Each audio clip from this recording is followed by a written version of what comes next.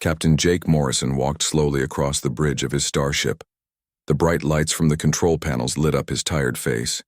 He had been traveling through space for 3 months now, looking for new worlds that humans had never seen before. His ship, the Valiant, was not the biggest or strongest ship in the human fleet, but it was fast and had good equipment for finding new things. "Captain, I am getting some strange readings on my screen," said Dr. Lisa Carter. She was the science officer on the ship. Lisa was smart and had been studying space and planets for many years. Her job was to find anything unusual or interesting that they came across during their travels. Jake walked over to look at Lisa's screen.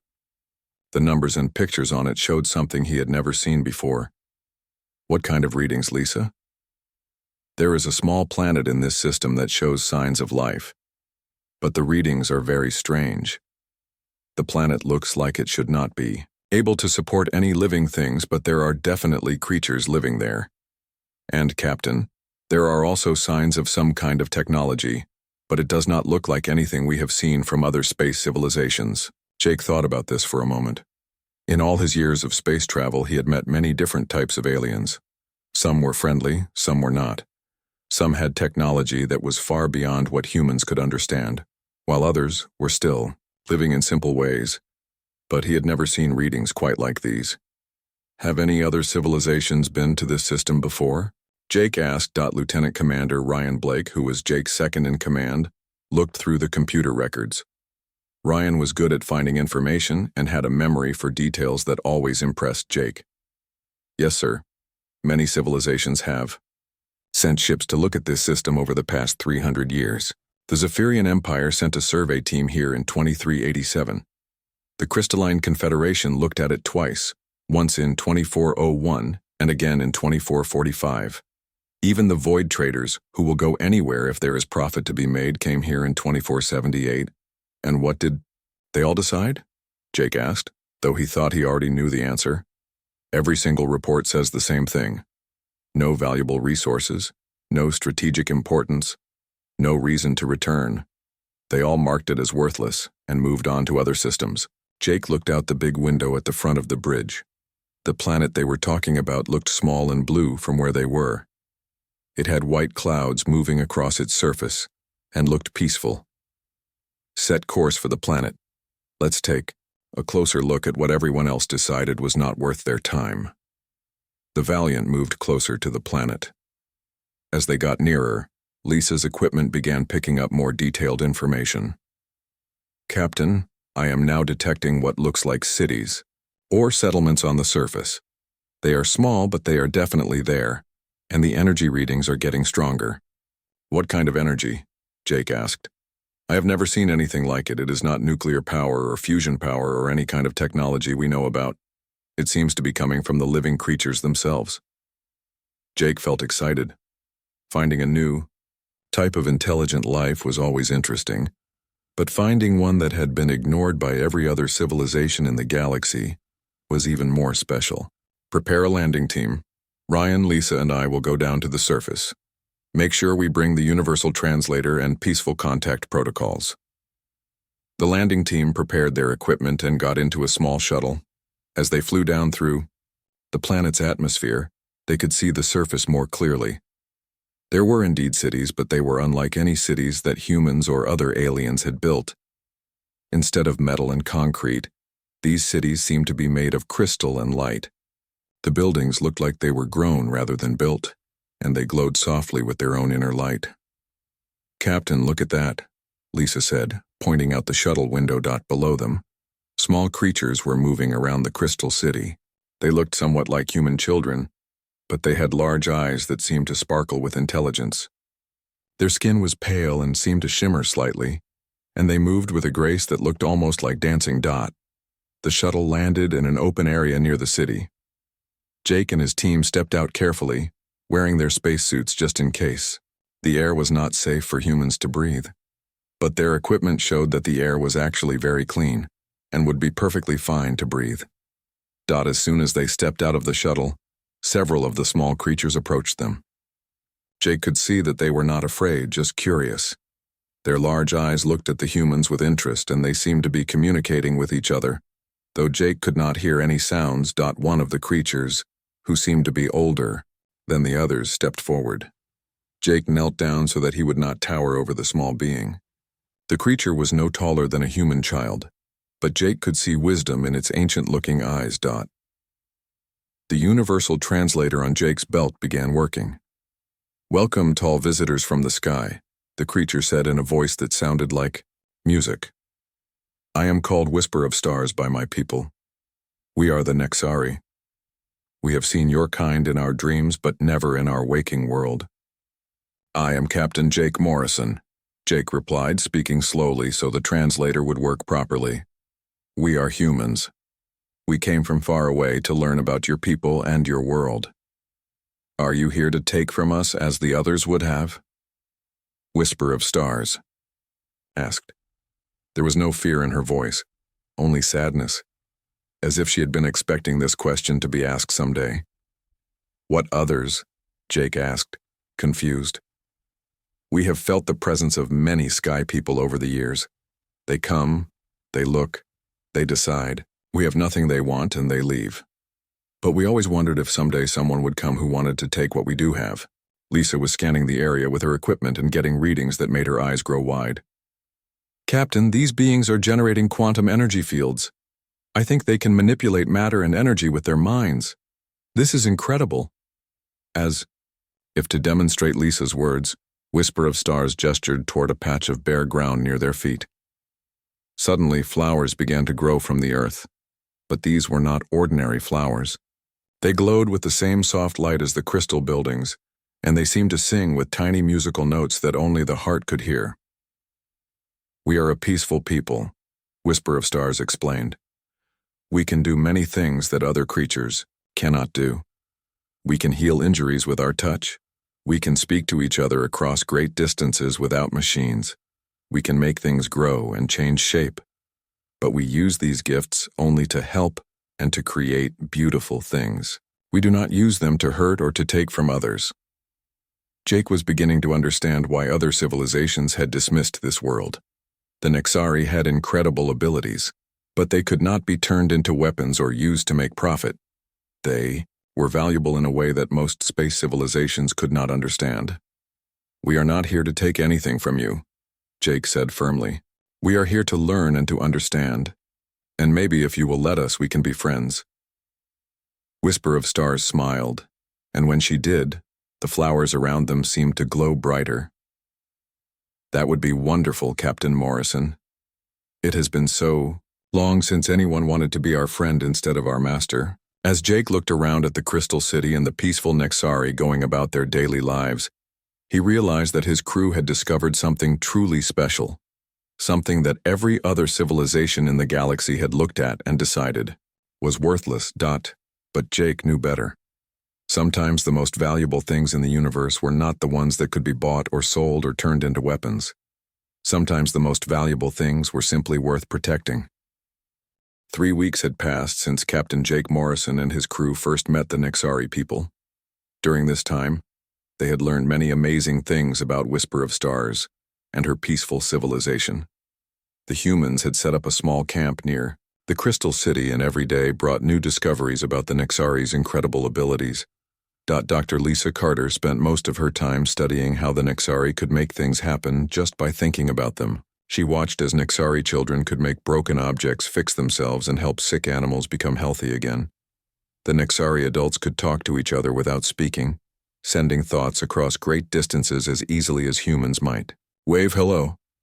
"It is remarkable, Captain," Lisa told Jake as they sat in their temporary shelter. "The Nexari do not just have one special ability. They seem to be able to control the very building blocks of matter and energy. But they only use these powers to help and create, never to harm."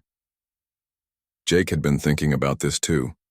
In his many years of traveling through space, he had met civilizations that used their special abilities to conquer others, to make themselves rich, or to gain power over weaker peoples. But the Nexari were different. They seemed to have no desire for wealth or power or control over anyone else. Lieutenant Commander Ryan Blake was working on his computer when an urgent message appeared on his screen. His face became serious as he read the information. "Captain, We are receiving a priority message from Fleet Headquarters. Admiral Kate Sullivan wants to speak with you immediately. Jake walked over to the communication equipment and activated the long-range transmitter. The face of Admiral Sullivan appeared on the screen. She was an older woman with gray hair and sharp eyes who had been Jake's commanding officer for many years. But today she looked worried in a way that Jake had rarely seen. "Jake, we have a serious problem," Admiral Sullivan said without any greeting pleasantries. "Our intelligence network has picked up movement from the Draconian hegemony. They are sending a large fleet toward your current location." Jake felt his stomach drop. The Draconian hegemony was one of the most feared military powers in the galaxy. They were a warlike people who believed that strength was the only thing that mattered. They conquered weaker civilizations and took whatever they wanted from the worlds they captured. "How large of a fleet, Admiral?" Jake asked. "Our sources say at least 200 ships, including their biggest battleships." "They are not coming for a friendly visit, Jake. Our spies suggest they have learned about the Nexari and want the planet for themselves." "But why? The Nexari have no weapons, no military technology, nothing that the Draconians usually want." Admiral Sullivan's expression became even more grim. "That may be exactly what they want, Jake. Think about it. A people who can manipulate energy and matter but refuse to fight back. The Draconians could use them as living shields. With Nexari prisoners on their ships, no one would be able to attack the Draconians without harming innocent people." Jake felt sick as he understood what this meant. The Draconians would not just conquer the Nexari world. They would enslave the Nexari people and force them to use their abilities to help the Draconians in their wars against others. "There is more, Jake," Admiral Sullivan continued. "Our science division has been analyzing the reports you sent about the planet. The world's core contains large deposits of trilithium. That material could power the Draconian war machine for centuries. They want both the planet and its people." After the communication ended, Jake sat quietly for several minutes thinking about what he had just learned. Ryan and Lisa waited for him to speak. "How long do we have before the Draconian fleet arrives?" Jake finally asked. Ryan checked his calculations. "Based on their known ship speeds and the distance they have to travel, probably about 1 week, maybe less if they push their engines hard." Jake stood up and walked outside their shelter. The Nexari city looked so peaceful in the soft light of the planet's twin suns. Nexari children were playing games that involved making small lights dance in the air above their heads. Adult Nexari were tending to gardens where the plants seemed to grow and change shape based on the gardener's thoughts. Whisper of stars approached Jake from the city. She moved with her usual graceful steps, but Jake could see concern in her large, wise eyes. "Captain Morrison, we have felt a darkness approaching in our dreams," she said softly. "The fire-hearted ones are coming, are they not?" Jake was surprised. "You know about the Draconians?" "We do not know them by name, but we have seen them in the shared dreams of our people. They burn with anger and hunger for power. They take what is not theirs and hurt those who cannot defend themselves. We have known for some time that they would eventually notice our world." Whisper of stars, your people could defend themselves if you chose to. Your abilities could be turned into powerful weapons. You could protect your world. The Nexari leader looked sad. "No, Captain Morrison, we cannot. It is not our nature to cause harm to any living thing. Even to save our own lives, we could not hurt another. It would destroy who we are as a people. We would rather die as Nexari than live as something we are not." Jake admired the Nexari for their principles, but it also made him worry more about their safety. "Then what will you do when the Draconians arrive?" "We will welcome them as we welcomed you, with open hearts and peaceful intentions. Perhaps they will see that we mean no harm and will choose to leave us in peace." Jake knew that the Draconians would not be moved by peaceful intentions. They would see the Nexari's refusal to fight as weakness to be exploited. The thought of these gentle people being enslaved or killed by the brutal Draconian military made Jake angry. That evening, Jake called his senior officers together for an emergency meeting. Lisa, Ryan, and the other department heads gathered in the main shelter to discuss their options. "We could leave," suggested Lieutenant Commander Alex Turner, the ship's tactical officer. Our orders were to explore this system and report back. We have done that. No one would blame us for retreating when faced with a force of 200 Draconian ships. That is true, Jake said. But what happens to the Nexari when we leave? The room became quiet. Everyone knew the answer to that question. Sir, with respect, we are one small exploration ship, said Chief Engineer Ben Rogers. We have some weapons and shields, but nothing that could stand against the Draconian fleet. If we stay and fight, we will just be destroyed along with the Nexari. Our deaths will not save them. Lisa had been working on her portable computer during the meeting. She looked up with an expression that was both excited and troubled. Captain, I may have discovered something important. The Nexari abilities that I have been studying, they do not just affect matter and energy. They also affect the quantum fields that our technology uses. What does that mean? Jake asked. When the Nexari are nearby and using their abilities, our equipment works better. Our sensors are more accurate. Our computers process information faster. Even our engines run more efficiently. I think if the Nexari were willing to help us, they could make our ship much more powerful than it normally is. Ryan understood the implications immediately. But that would require the Nexari to use their abilities to help us in a battle. They have already said they will not do that. Actually, they might, Lisa continued. I have been talking with Whisper of Stars about their philosophy. They will not use their powers to hurt anyone, but they might be willing to use them to help others defend innocent people. It is a fine distinction, but an important one. Jake thought about this possibility.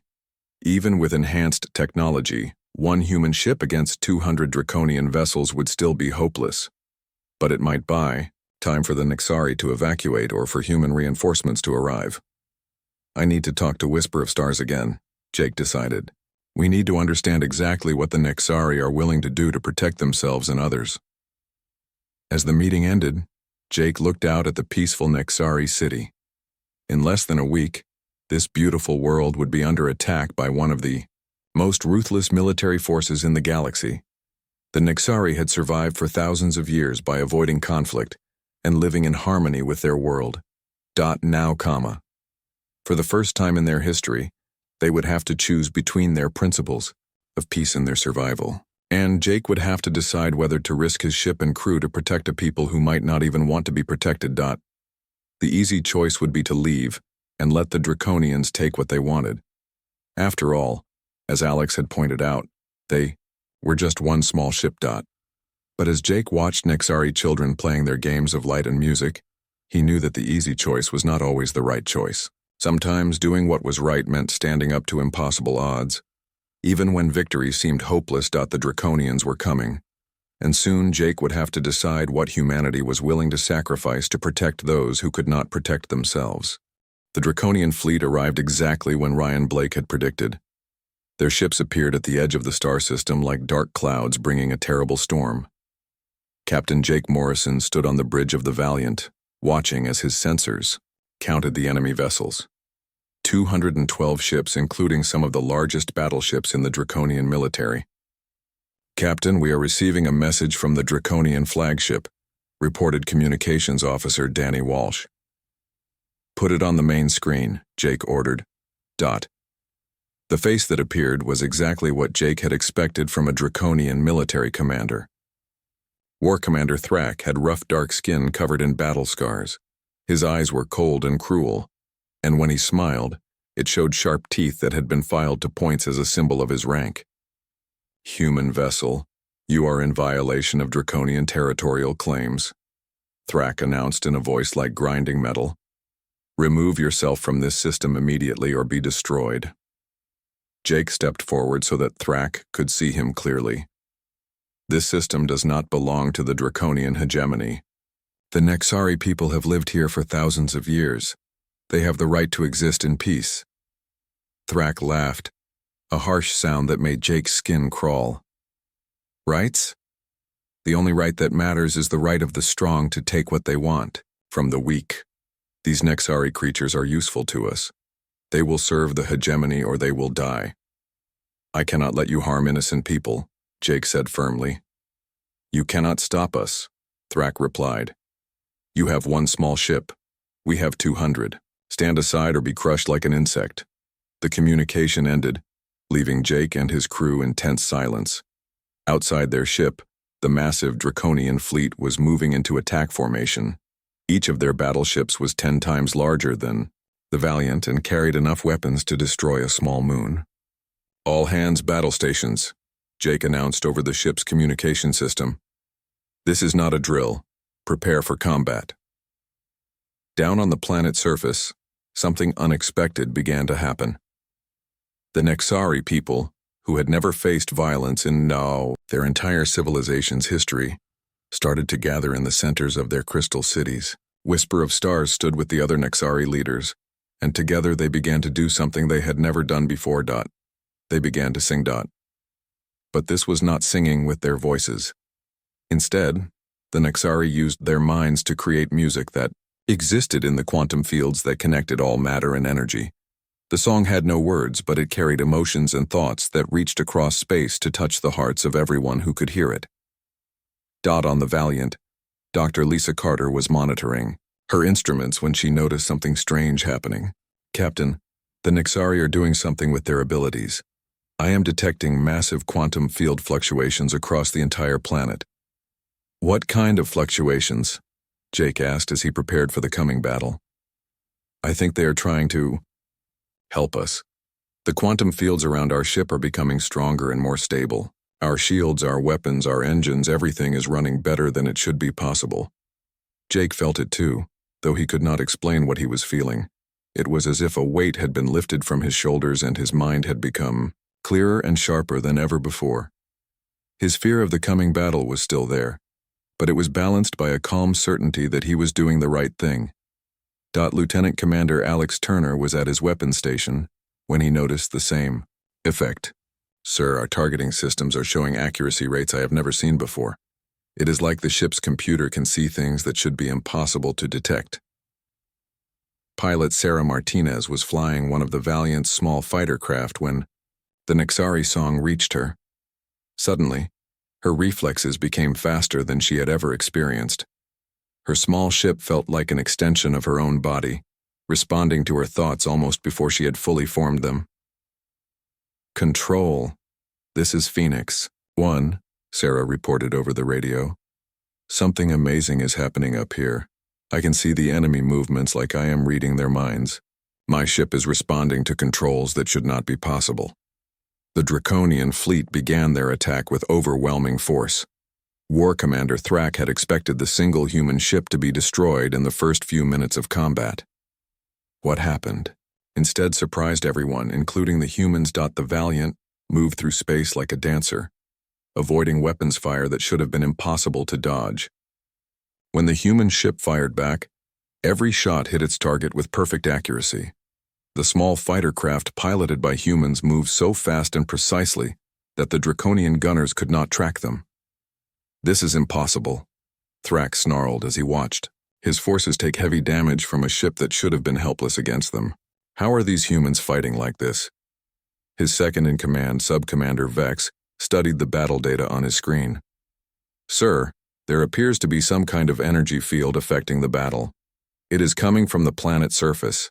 The humans are being enhanced by an outside source. On the planet, the Nexari song continued to grow stronger. More and more Nexari joined the quantum harmony, and their combined abilities reached out to support the humans who had chosen to protect them. The Nexari were not participating in violence, but they were helping those who were willing to stand between them and harm. Whisper of Stars stood in the center of her city, her mind connected to thousands of other Nexari across the planet. Through their shared consciousness, she could feel the human ship fighting desperately against impossible odds. She could sense the bravery and determination of Captain Morrison and his crew. They are not fighting for conquest or for profit, Whisper of Stars thought to her people through their mental connection. They are fighting because they believe we deserve to live in peace. They are risking their lives for strangers they barely know. The Nexari song changed, becoming deeper and more powerful. Instead of just enhancing human technology, The quantum fields began to strengthen human courage and determination. Fear did not disappear, but it became manageable. Doubt was replaced by clear thinking. The humans found themselves fighting not just with better equipment, but with hearts and minds that were focused entirely on protecting the innocent Dot. Captain Jake Morrison felt the change as his ship took heavy damage from Draconian weapons. Each time his shields failed, they reformed stronger than before. When his weapons ran low on power, the energy systems recharged faster than should have been possible. "Lisa, what is happening to our ship?" Jake asked as the Valiant performed maneuvers that should have torn the vessel apart. "The Nexari are somehow reinforcing our technology at the quantum level," Lisa explained while working frantically at her station.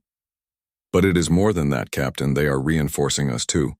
Our minds, our reflexes, our ability to work together as a crew. We are fighting better than we ever have before." The battle continued for hours. The Draconian fleet, which had expected an easy victory, found themselves in a real fight. Human pilots performed impossible maneuvers while human gunners hit targets that should have been beyond their weapons' range. The single human ship seemed to be everywhere at once, striking at weak points in the Draconian formation with deadly precision. But the Nexari enhancement came at a cost. Down on the planet's surface, the Nexari people were exhausting themselves to maintain the quantum song. Many of the older Nexari began to collapse from the effort of sustaining such powerful abilities for so long. Whisper Dash of Dash Stars felt the strain on her people, but she also felt something else. Through the quantum connection, she could sense other minds joining the song. Far across the galaxy, other peaceful species were hearing the Nexari call and adding their own abilities to the harmony. "Captain Morrison," Whisper of Stars sent a thought directly to Jake's mind. "We cannot maintain this level of support much longer, but help is coming. Others have heard our song and are responding." Jake did not understand how Whisper of Stars was speaking directly into his thoughts, but he heard her message clearly. What kind of help? The kind that the galaxy has forgotten exists.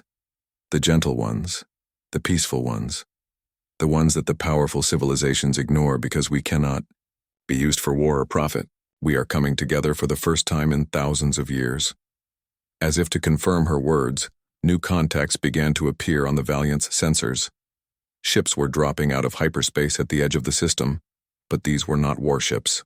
They were vessels belonging to species that most of the galaxy had forgotten about or dismissed as unimportant. The Crystal Singers arrived first, their ships made of living crystal that rang with musical tones. Behind them came the Gentle Builders, whose vessels looked more like works of art than spacecraft. The Harmony Keepers brought ships that seemed to shift and flow like liquid light. War Dash. Commander Thrak watched in confusion as dozens of ships from peaceful species positioned themselves between his fleet and the planet. What are these creatures doing? They have no weapons, no military value. Why are they here? His answer came not from his officers, but from the quantum song itself. The combined voices of the peaceful species created a harmony that carried a simple but powerful message across space. It was a message that said some things were worth protecting, some people were worth defending, and some principles were worth dying for. The battle had been going on for 6 hours when something amazing happened. Ships from peaceful species that nobody had paid attention to for centuries began appearing all around the Nexari homeworld. Captain Jake Morrison watched his sensor screen as more and more vessels arrived to help defend the planet. The Crystal Singers were the first to join the fight, but not in the way anyone expected.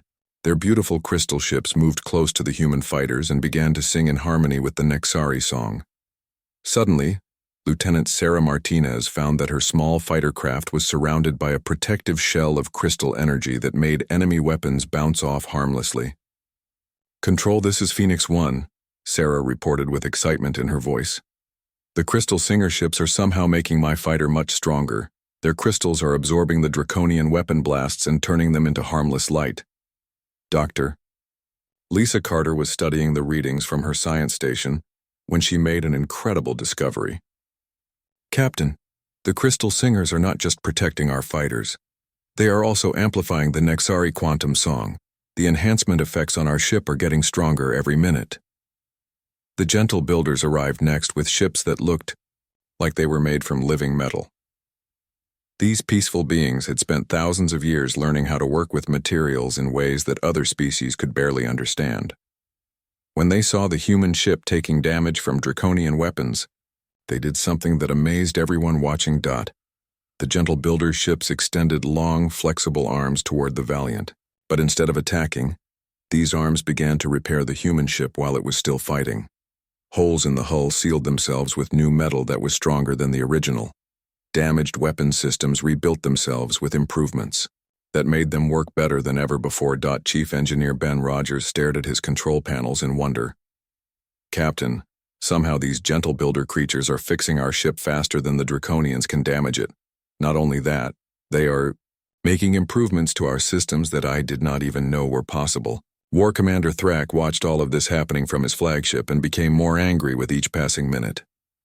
What are these weak creatures doing? They have no weapons, no military training. Why are they interfering in this battle? His tactical officer, Subcommander Vex, tried to make sense of what they were seeing. Sir, it appears that all of these peaceful species are working together. They are not fighting us directly, but they are making the humans much more dangerous than they should be. Then we will destroy these interfering creatures first, Thrak decided. Target the crystal ships and the builder ships. Show them what happens to those who stand in the way of draconian power.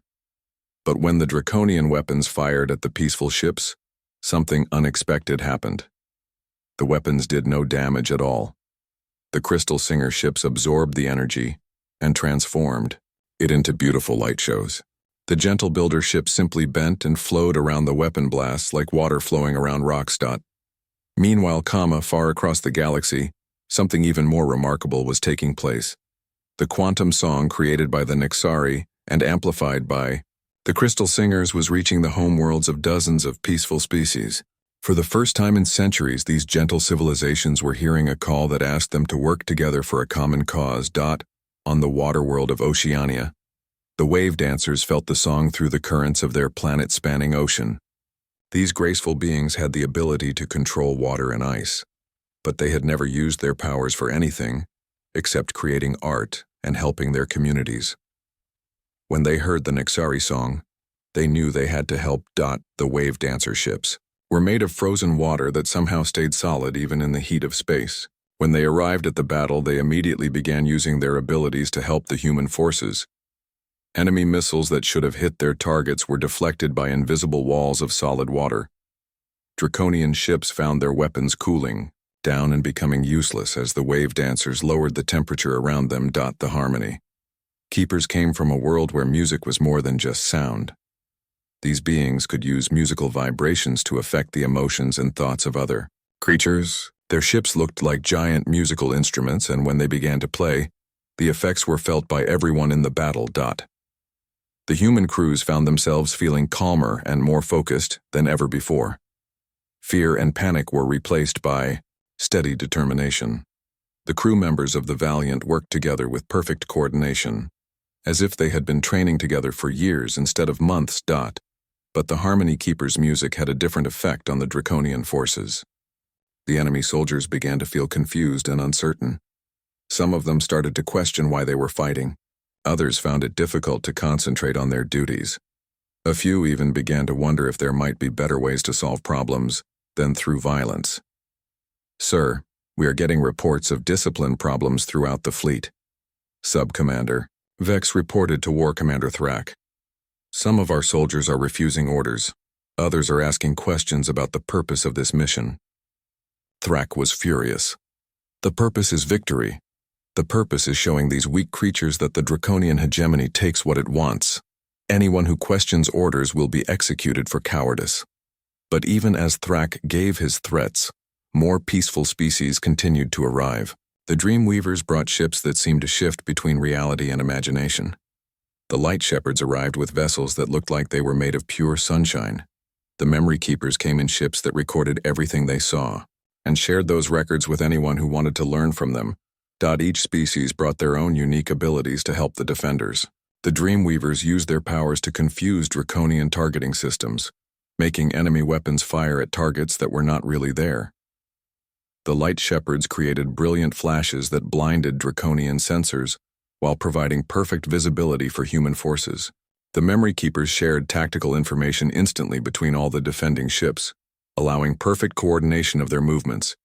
Captain Jake Morrison realized that something historic was happening. "Lisa, are you recording all of this?" "Every second, Captain," Dr. Lisa Carter replied.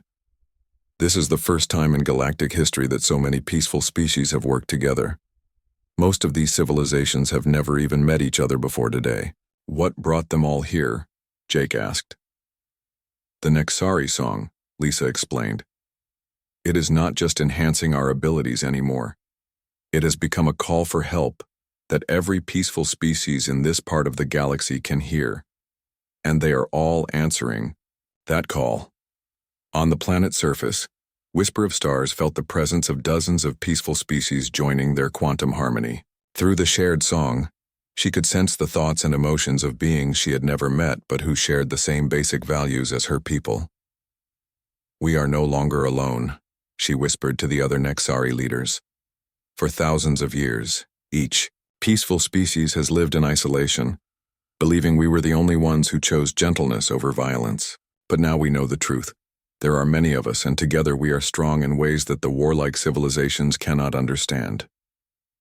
The battle began to change as more peaceful species arrived. The Draconian fleet, which had seemed overwhelming when it was fighting one human ship, now found itself outnumbered by dozens of vessels from species they had never considered to be threats. But these were not ordinary enemies. The peaceful species did not fight with weapons or violence. Instead, they used their unique abilities to make the Draconian weapons useless and their ships ineffective. Some Draconian vessels found themselves unable to move as the wave dancers froze their engines with space ice. Others discovered that their computers had been confused by Dreamweaver illusions and were giving them false information. War dash. Commander Thrak realized that his overwhelming military advantage was disappearing. His ships were designed to fight other warships in direct combat. They were not prepared to deal with enemies who fought by helping each other instead of trying to destroy their opponents. "Sir, we should consider retreating," Sub-Commander Vex suggested carefully. "These creatures are not fighting us in any way we know how to counter. Our weapons are designed to destroy, but they are using abilities that create and protect instead." "Draconians, do not retreat," Thrak snarled. But even as he said this, he could see that his fleet was being slowly but steadily defeated by an enemy that refused to fight like an enemy should. The peaceful species had turned the battle into something completely different from what the Draconians had expected. Instead of a simple conquest, it had become a demonstration of what could be accomplished when gentle civilizations worked together for a common cause. And at the center of it all, the Nexari continued their quantum song, providing the harmony that allowed dozens of different species to coordinate their efforts perfectly. For the first time in galactic history, the peaceful peoples of the universe had found their voice. The galaxy would never be the same. The arrival of Admiral Kate Sullivan and the human Second Fleet marked the beginning of the end for War Commander Thrak's invasion. But what surprised everyone was that the human ships were not alone. Behind them came vessels from civilizations that had been watching the battle from far away, and they had decided that they wanted to be part of what was happening at the Nexari homeworld. Captain Jake Morrison watched from the bridge of the Valiant as ship after ship appeared on his sensors. There were vessels from the Merchant Guild, a group of traders who usually cared only about profit. There were ships from the Healer clans, medical specialists who normally stayed neutral in all conflicts. Even the mysterious observers who had watched galactic events for thousands of years without taking sides had sent a ship to see what was happening. "Jake, you have started something remarkable," Admiral Sullivan said over the communication link. "Half the galaxy is talking about the battle at Kepler 438c. The peaceful species working together, humans protecting people they barely knew, the Draconians being defeated by cooperation instead of weapons. This is going to change everything." War Commander Thrak looked at his tactical display and realized that his position had become hopeless. His fleet of 200 ships was now facing hundreds of vessels from dozens of different species. Most of them were not warships, But they did not need to be warships to make his mission impossible. "Sir, we should retreat while we still can," Sub-Commander Vex urged. "We cannot fight enemies who will not fight back in ways we understand. Our weapons are useless against opponents who turn our attacks into art and music and light." For the first time in his military career, Thrak gave the order to retreat. The mighty Draconian fleet, which had never been defeated in direct combat, withdrew from the Nexari system in confusion and frustration. They had learned that there were some battles that could not be won with superior firepower alone. As the Draconian ships disappeared into hyperspace, something wonderful happened throughout the galaxy. News of the battle spread faster than anyone had expected. The story was not just about one small human ship protecting a peaceful planet. It was about what happened when civilizations decided to help each other instead of competing against each other. On hundreds of worlds, species that had been ignored or dismissed by the major powers began to communicate with each other for the first time. The Nexari quantum song had created a network that allowed peaceful beings to share thoughts and ideas across vast distances. Civilizations that had believed they were alone discovered that there were others who shared their values. Ambassador Helen Davis stood before the Galactic Council 3 months after the battle. The Great Assembly Hall, which had always been dominated by representatives from the most powerful military and economic civilizations, now contained delegates from species that most council members had forgotten existed. For 300 years, this council has operated on the belief that only strength matters, Helen said as she addressed the assembled delegates. You have made decisions based on military power, economic influence, and the ability to take what you want from those who cannot stop you. The Zephyrian representative, a tall being with golden skin and cold eyes, interrupted her speech. The humans are being emotional about a simple territorial dispute. The Draconians wanted a planet.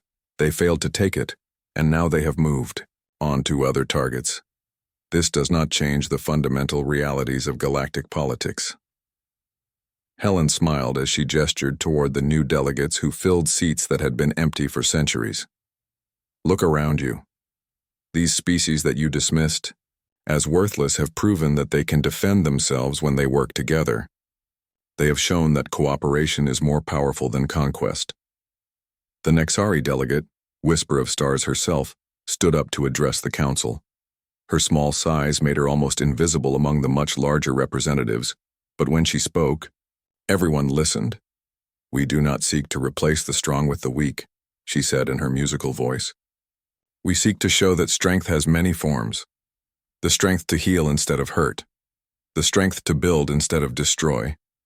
The strength to protect others instead of taking from them. The Crystal Singer delegate added her voice to Whisper of Stars. Words, creating harmonies that filled the assembly hall with beautiful music. The Gentle Builder representative demonstrated his people's abilities by repairing damage to the council chamber that had been there for years.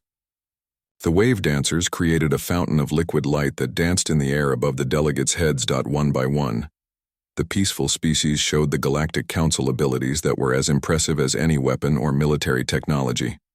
But unlike weapons, these abilities created beauty, healed damage, and brought joy to those who witnessed them. The council sessions continued for weeks, as representatives from peaceful civilizations shared their knowledge and abilities with the galaxy. Species that had developed incredible technologies for healing, creating, and exploring offered to share their discoveries with others.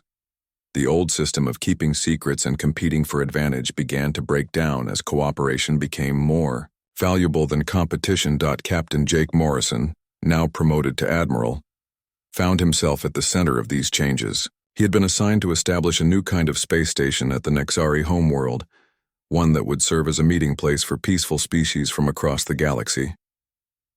Admiral Morrison, Whisper of Stars said as they walked through the construction site together, we want to thank you for what you and your people did for us. We just did what was right, Jake replied. Anyone would have done the same thing. No, they would not have, Whisper of Stars said gently. For 300 years, every civilization that found us made the same choice. They decided we were not worth their attention because we could not make them richer or more powerful. Only humanity looked at us and saw people worth protecting. The construction around them was unlike anything that had ever been built before. Human engineering was being combined with Nexari quantum manipulation, crystal singer harmonics, and gentle builder materials science. The result was a space station that was both beautiful and functional, a symbol of what different species could accomplish when they worked together. Dr. Lisa Carter approached them with a datapad full of reports from across the galaxy. Admiral, we are getting incredible news from everywhere. Wars that have been going on for decades are ending through negotiation instead of victory. Trade agreements are including protections for smaller civilizations. The major powers are actually starting to compete over who can be the most helpful to peaceful species. Jake smiled as he read through the reports. The battle at Kepler 438c had done more than save one planet. It had shown the galaxy a different way of thinking about strength, value, and what civilizations could accomplish together. There is more, Lisa continued. The Draconian hegemony has been having internal problems. Many of their younger soldiers are questioning why they spend so much time conquering others instead of improving their own worlds. Some Draconian colonies are asking to become independent so they can join the cooperation networks that the peaceful species have created. 6 months after the battle, Jake stood in the observation deck of New Harmony Station, watching ships from dozens of different species dock at the facility. Nexari children were learning human games, while human children learned to make flowers glow with their thoughts. Crystal singer artists were teaching humans how to create music that could be seen as well as heard. Gentle builder engineers were showing human technicians how to make buildings that could repair themselves. The changes were spreading throughout the galaxy faster than anyone had expected. Civilizations that had spent centuries fighting over resources were discovering that cooperation made resources more plentiful for everyone. Species that had been enemies for generations were finding common ground in their shared desire to build, rather than destroy. Ambassador Helen Davis sent regular reports about the changes happening in galactic politics. The old system where only the powerful had voices was being replaced by councils that included representatives from every species, no matter how small or peaceful they might be. The galaxy is learning something that humanity figured out a long time ago, Helen wrote in one of her reports. The measure of a civilization is not what it can take from others, but what it is willing to give to help others succeed. War Commander Thrak, meanwhile, had been removed from command by his own superiors. The Draconian military leadership was struggling to understand how their most powerful fleet had been defeated by enemies who refused to fight like enemies should. Some Draconians were beginning to wonder if there might be better ways to get what they wanted than through conquest and intimidation. As Jake watched the peaceful activity around New Harmony Station, he thought about how much had changed since that day when the Valiant had first detected strange readings from the Nexari homeworld. One decision to protect a species that everyone else had ignored had transformed the entire galaxy. The Nexari quantum song still continued, but it was different now. Instead of a desperate call for help, it had become a song of hope and possibility. The harmony reached across the stars, carrying a message that every civilization could hear and understand.